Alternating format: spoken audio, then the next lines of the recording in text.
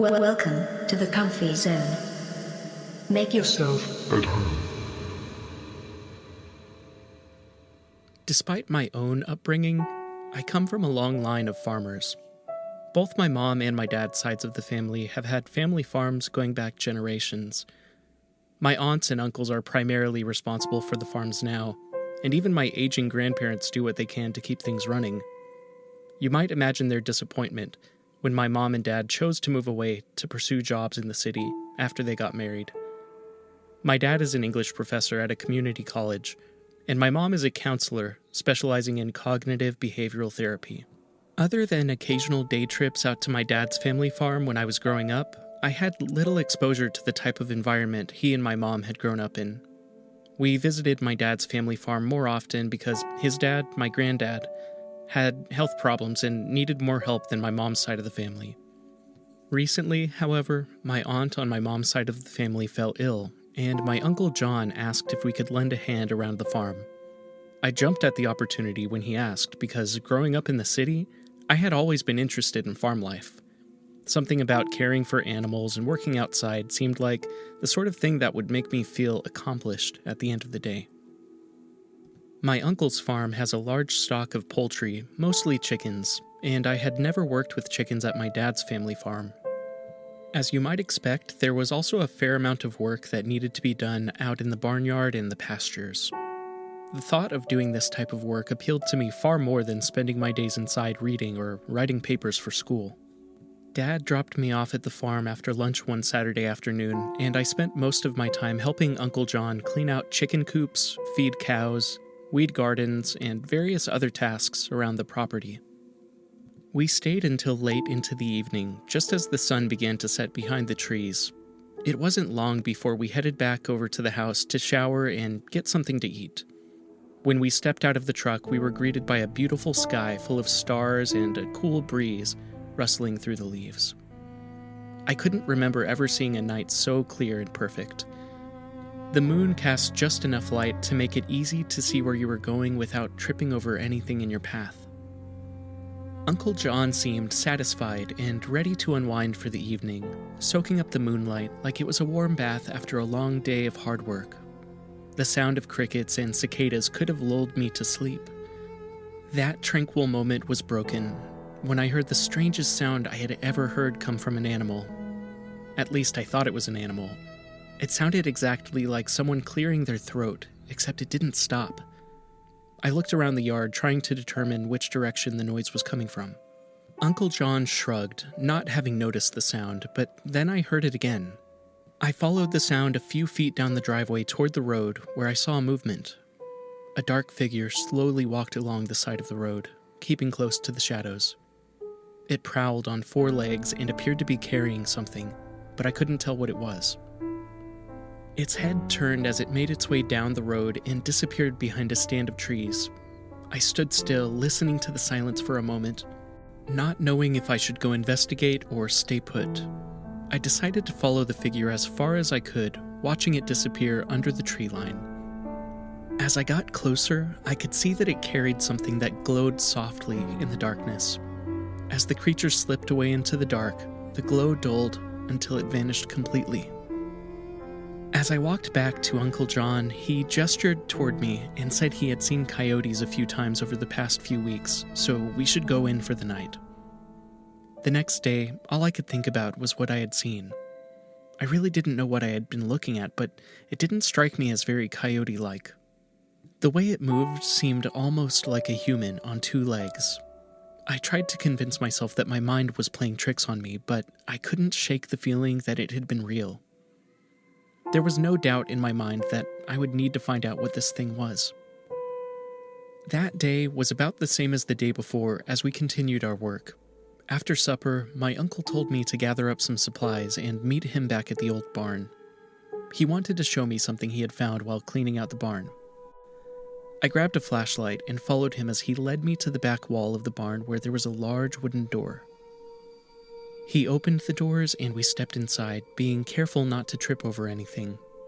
The light from my uncle's flashlight illuminated a large room filled with tools, machinery, hay bales, and various other items. He pulled a large box out of the corner and set it down on the dusty concrete floor beside me, then went to rummage through several more boxes stacked against the wall. I stood there dumbfounded, wondering what was in the box. I heard a scratching sound from inside the box and felt uneasy as my uncle began to open it in front of me. When the lid lifted, I nearly gasped. What stared back at me was covered by a sheet of black material, but looked very much like an impossible mixture of a pig, a goat, and a chicken. It was hard to tell exactly what it was, but it seemed like it might have been born recently, the way Uncle John seemed to have been incubating it. "What the hell is that?" I whispered.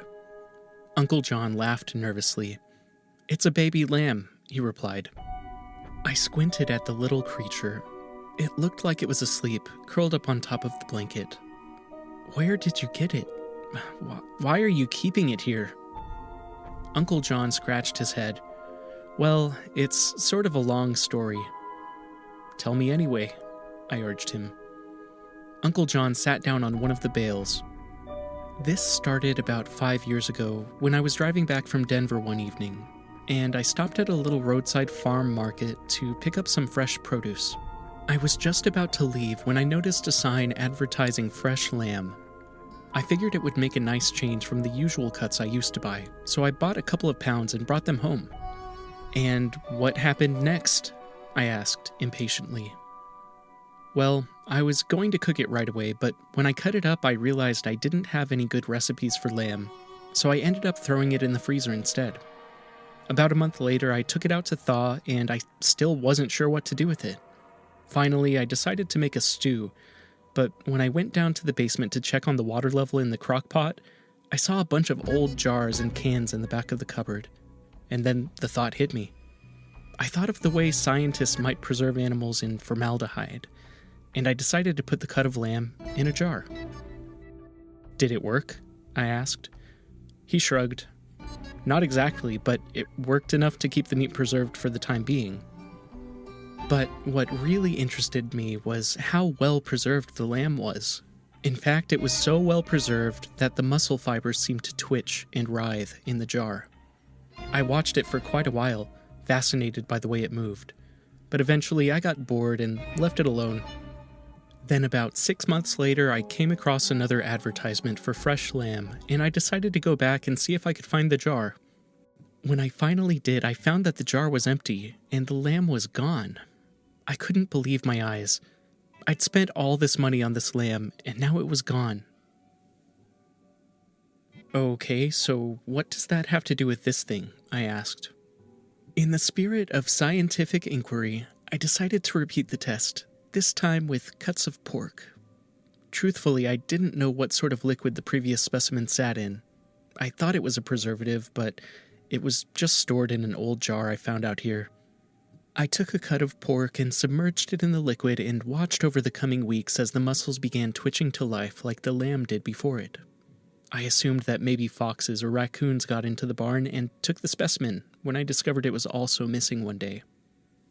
I rubbed my chin. "Then why are you keeping this in a box in the barn?" "That's where it gets complicated," he said. He picked up a handful of papers from the bottom of the box and handed them to me. They were typed pages, each with a different heading. The first read problems. Another one had experiments. There was also one that simply read, the experiment. "Is this the same experiment?" I asked. He nodded. "Basically, I've been working on the project every day since last summer, ever since I started noticing the phenomenon." I skimmed through the articles, and I began to understand why Uncle John was so secretive about the subject. He was conducting experiments on live specimens, on human beings. "How many people have you done this to?" I asked. He pursed his lips. "I don't know. Maybe a dozen, no more than 20. Human specimens aren't exactly the easiest thing to come by, but I need the genetic material." I felt like I was in danger, so I began to subtly move backward toward the barn door. I reached out and grabbed the handle, but just then a deep rumbling noise sounded from inside the barn. It was as if the whole structure was shaking from the vibrations of 1,000 giant footsteps. "What's that?"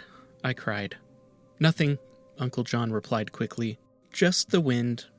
I didn't believe him. I knew there was something wrong with this place, something much worse than what I saw the night before.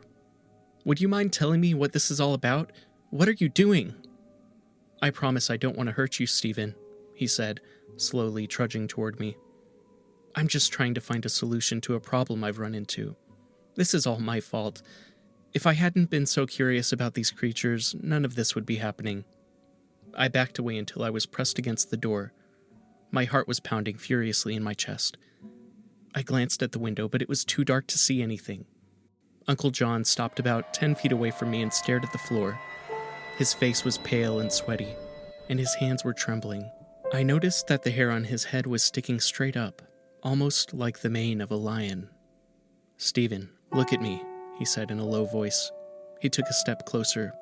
"No!" I screamed. I dashed toward the door, narrowly escaping his grasp, and was able to make it outside. Astonishingly, the sky had darkened since we entered the barn, and I heard the roaring echoes of what sounded like 1,000 pigs squealing. It was dark, but bright enough for me to see the abominations around me. The putrid stench of these creatures was enough to make me gag and cover my face, though that did very little to mask it. They were a variety of shapes and sizes, some large and bulky, others small and slender. Some looked a bit like hogs, but had arms like featherless chicken wings, and most had cavernous heads with inconsistent numbers of eyes. Their feet were clawed hooves, and their bodies were covered in a sickening mixture of thick fur and internal organs made external. One of them stepped forward, holding its ground even though I was a few yards away. Its body was covered in bristles, which I soon realized were not merely hairs, but long, pointed spines that ran down its back and legs. I felt Uncle John's hand on my shoulder and tried to jerk away as fast as I could, but tripped over one of the smaller creatures. As I fell, I landed directly on top of the creature. It let out a strange, warbling cry and was immediately joined by another.